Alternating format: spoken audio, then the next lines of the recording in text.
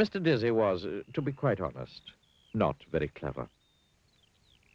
If you were to ask Mr. Dizzy what was the opposite of black, he'd say, the opposite of black is, pink. He lived in a house on a hill, which he'd built himself. A not very clever house. One of Mr. Dizzy's problems was that he lived in a country where everybody else was terribly clever. Clever land. Even the birds were clever in clever land.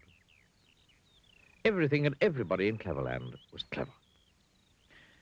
You'll never see a worm reading a book anywhere else but Cleverland. Poor Mr. Dizzy.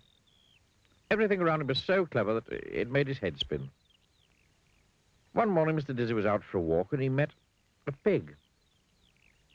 "What's big and has big ears and a trunk?" said the clever pig to Mr. Dizzy.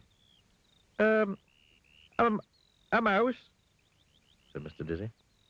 The pig laughed sarcastically at Mr. Dizzy and went off, shaking his head. Then Mr. Dizzy met an elephant, a clever elephant. What's small and furry and likes cheese?" the elephant asked cleverly.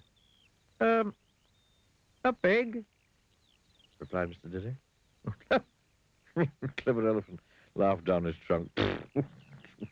Pig? A pig? You silly man. And off he went. Poor Mr. Dizzy. Mr. Dizzy decided he didn't want to talk to anybody else that day, so he went for a walk in the wood where he knew that he wouldn't meet anybody. He felt very miserable about not being clever. And as he walked along, a tear trickled down his cheek. Poor Mr. Dizzy. Then, in the middle of the wood, he came across a well. Little did Mr. Dizzy know that it was a wishing well. The day was warm, and so he decided to take a drink of water from the well.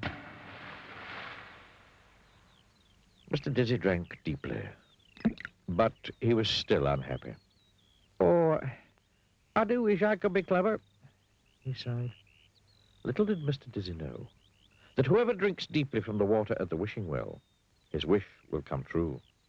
And Mr. Dizzy had wished that he could be clever, and his wish had come true. He was clever, but he didn't know it. Not yet. On the way home, Mr. Dizzy came across the elephant and the pig he had met earlier. They were telling each other about how they'd made Mr. Dizzy look silly by asking him a question he couldn't answer. They were giggling and sniggering about it when they saw Mr. Dizzy approaching from the wood.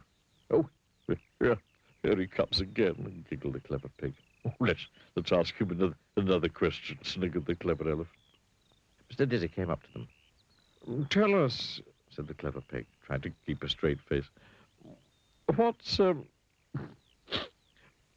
white and woolly and goes baa?" "Why, a sheep, of course," replied Mr. Dizzy. Pig and the elephant were amazed. To tell the truth, so too was Mr. Dizzy. He suddenly felt very, very clever. And it was a not unpleasant feeling.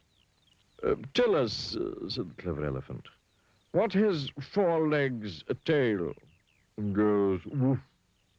"Well, that's easy," replied Mr. Dizzy. "A dog, of course." The clever pig and the clever elephant couldn't understand how Mr. Dizzy had become so clever in one morning.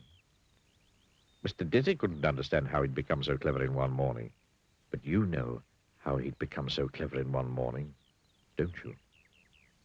"Now, let me ask you a question," said Mr. Dizzy to the pig. "You?" grunted the pig rudely. "You? Ask me a question? That was ridiculous. There's no question you could ask me that I couldn't answer." "Really?" smiled Mr. Dizzy. "Well then, can you tell me what's fat and pink and goes a tissue, a tissue?" "What's fat and pink and goes tissue, tissue?" repeated the pig, looking worried. There's nothing that's fat and pink and goes tissue, tissue." "Nothing, eh?" said Mr. Dizzy. And he tickled the pig's nose. Tissue, tissue, sneezed the pig. The answer is you, said Mr. Dizzy. You are fat and pink, and you're going a tissue, a tissue.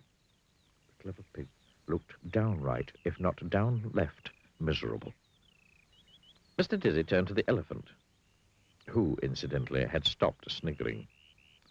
Now, said Mr. Dizzy, let me ask you a question.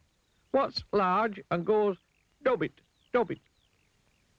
What's large and goes dobbit, dobbit, repeated the elephant, looking worried.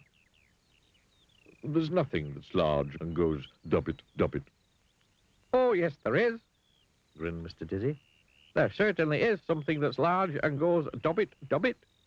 And he tied a jumbo knot in the clever elephant's trunk. Stop it, cried the elephant, who wanted to say, stop it, but couldn't talk properly with a knot in his trunk.